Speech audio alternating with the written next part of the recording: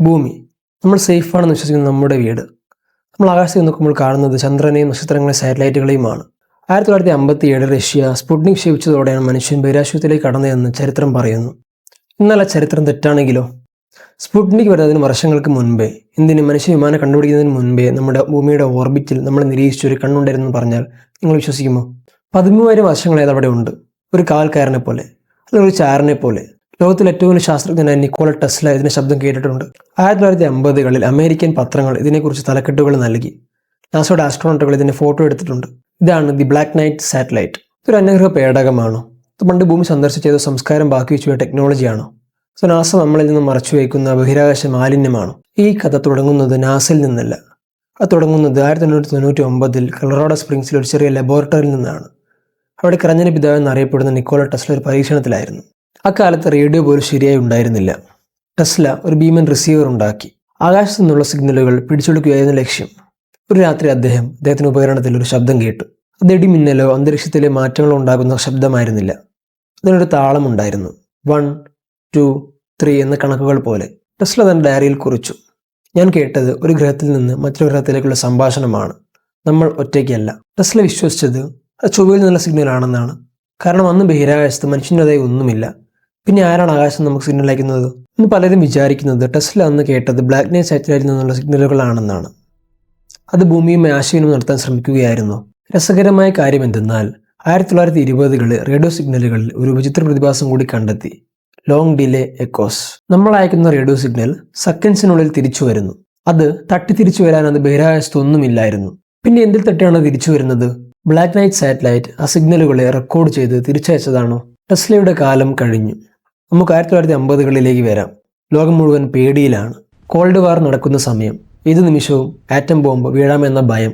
ഈ സമയത്താണ്, കൃത്യമായി പറഞ്ഞാൽ 1954 മെയ് 14 അമേരിക്കയുടെ പ്രമുഖ പത്രങ്ങളിൽ ഒരു വാർത്ത വരുന്നു.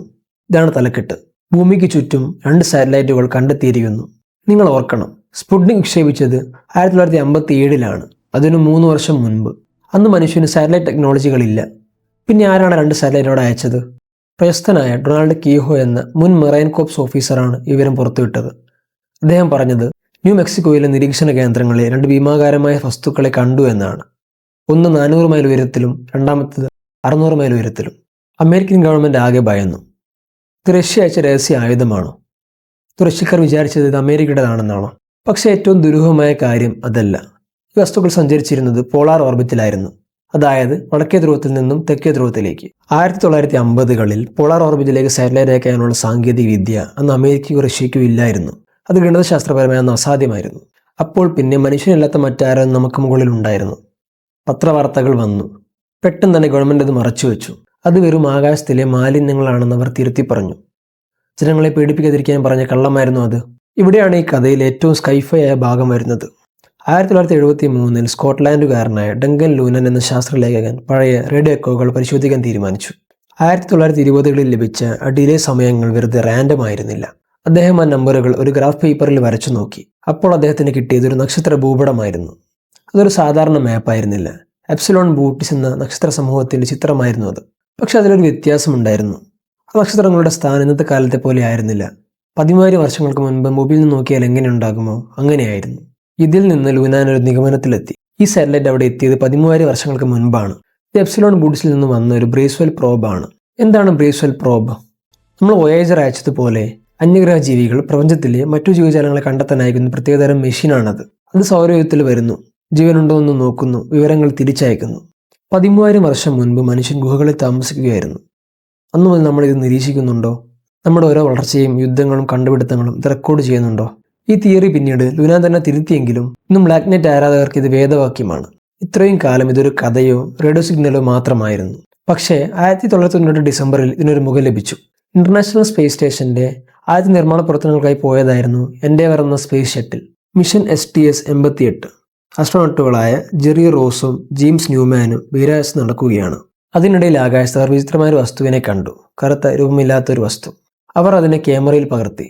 നാസയുടെ ഒഫീഷ്യൽ വെബ്സൈറ്റിൽ ഇന്നും ഈ ഫോട്ടോകളുണ്ട്. ഈ ഫോട്ടോ കണ്ടാൽ ആരും ഒന്ന് ഞെട്ടും. ഒരു ബഹിരാകാശ പേടകം പോലെയുണ്ട്.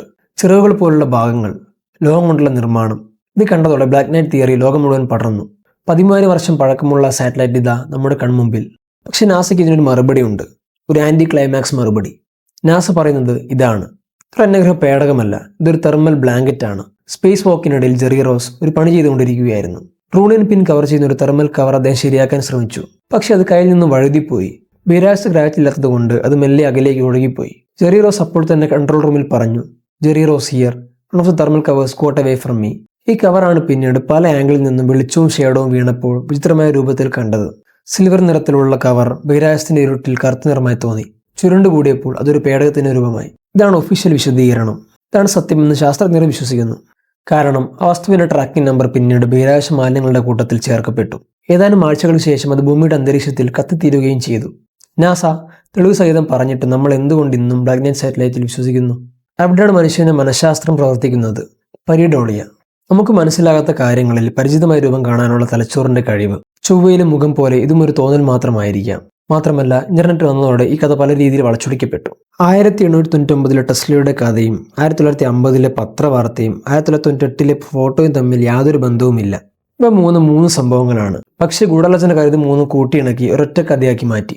ഒരു കാര്യം കൂടി, ഈ പേര് ബ്ലാക്ക് നൈറ്റ് സത്യത്തിൽ 50കളിൽ ആരും ഉപയോഗിച്ചിരുന്നില്ല. 70കളിലാണ് ഈ പേര് വന്നത്. പിന്നീട് പെപ്സി അവരുടെ ഒരു പരസ്യത്തിന് വേണ്ടി ഇതിനുപയോഗിച്ചതോടെയാണ് ഇത് പോപ്പ് കൾച്ചറിൽ ഇടം നേടിയത്. ബ്ലാക്ക് നൈറ്റ് ഒരു തെർമൽ ബ്ലാങ്കറ്റ് ആയിരിക്കാം. ടെസ്ല കേട്ടത് പൾസാറുകളുടെ ശബ്ദമായിരിക്കാം. 54ലെ വാർത്ത ഒരു തെറ്റിദ്ധാരണയായിരിക്കാം. പക്ഷേ ഈ കഥ നമ്മളെ പഠിപ്പിക്കുന്ന ഒരു വലിയ പാഠമുണ്ട്. നമ്മൾ ആകാശത്തേക്ക് നോക്കാൻ ആഗ്രഹിക്കുന്നു. നമ്മൾ ഒറ്റയ്ക്കല്ല വിശ്വസിക്കാൻ നമ്മൾ ആഗ്രഹിക്കുന്നു. ഒരു പക്ഷേ യഥാർത്ഥ ബ്ലാക്ക് നൈറ്റ് ഇപ്പോൾ നമ്മുടെ സൗരയൂഥത്തിൽ എത്തിയിട്ടുണ്ടാകാം. 2017 വന്ന് ഔമമോവ എന്ന സിഗാർ രൂപത്തിലുള്ള വസ്തുവിനെ ഓർമ്മയില്ലേ? ഹാർവാർഡ് പ്രൊഫസർ ആവിലോ പറഞ്ഞത് അത് അന്യഗ്രഹ പേടകമാകാമെന്നാണ്. 13,000 വർഷം പഴക്കമുള്ള സാറ്റലൈറ്റ് ഇല്ലായിരിക്കാം. പക്ഷേ പ്രപഞ്ചം അനന്തമാണ്. എവിടെയോ ആരെങ്കിലും നമ്മളെപ്പോലെ തന്നെ ആകാശത്തേക്ക് നോക്കി ഇതേ ചോദിക്കുന്നുണ്ടാകാം. ആരെങ്കിലും അവിടെ ഉണ്ടോ? ഉത്തരം കിട്ടുന്നതുവരെ നമ്മുടെ അന്വേഷണം തുടരും. ആ ഇരുട്ടിൽ നമ്മളെ നോക്കി ഒരു കണ്ണു തുറന്നിരിപ്പുണ്ടെന്ന് കാലം തെളിയിക്കട്ടെ. It's me Abhay, signing of.